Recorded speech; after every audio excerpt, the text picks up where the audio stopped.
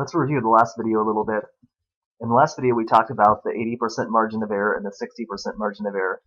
The 80% margin of error came out to 1.33, and the 60% margin of error came out to 0.67.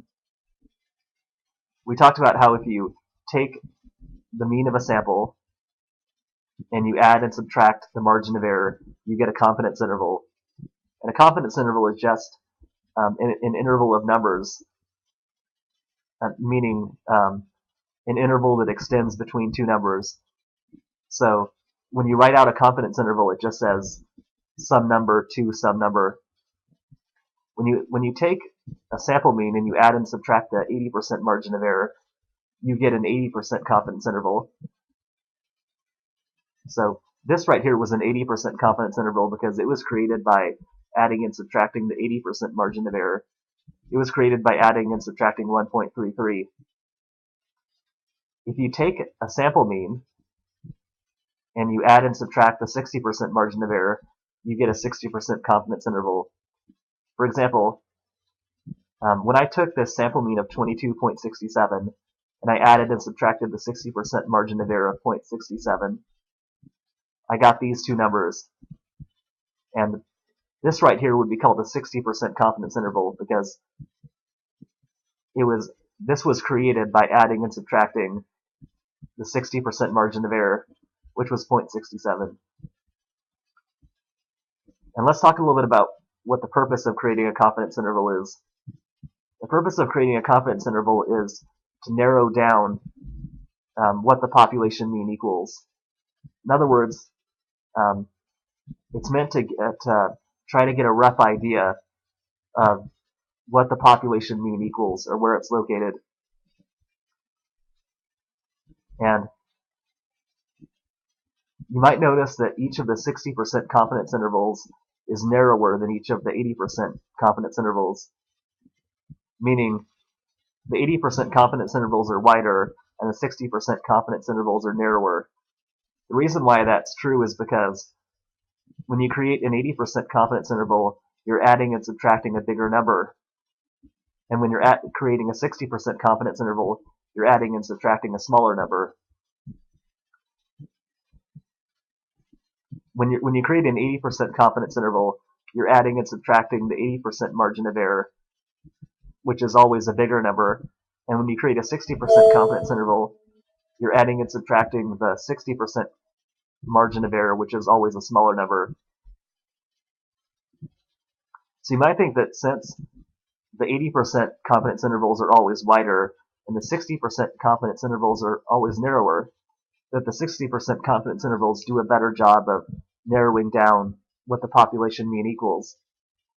But that's only true sometimes because remember that when you create a 60% confidence interval, you have to use a sample from the middle 60% of the samples in order for it to work. If you don't use one of the middle 60%, then the confidence interval won't include the population mean at all. So in our example, the 60% confidence intervals did a good job of narrowing down the population mean, but only if we used one of the middle 6, meaning one of the middle 60%. The 80% confidence intervals were a little bit wider. So the 80% confidence intervals don't narrow down the population mean quite as closely. But more of the compared to when you create a 60% confidence interval, more of the samples will give you a correct answer when you create an 80% confidence interval, because if you use, any sample from the middle 80%, meaning from sample 2 to sample 9, will give you a correct answer when you create an 80% confidence interval. So the 80% confidence interval captures the population mean as long as the sample comes from the middle 80%. And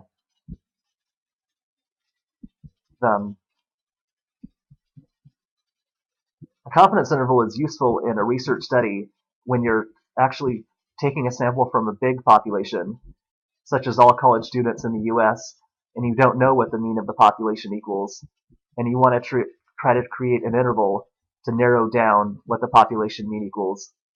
And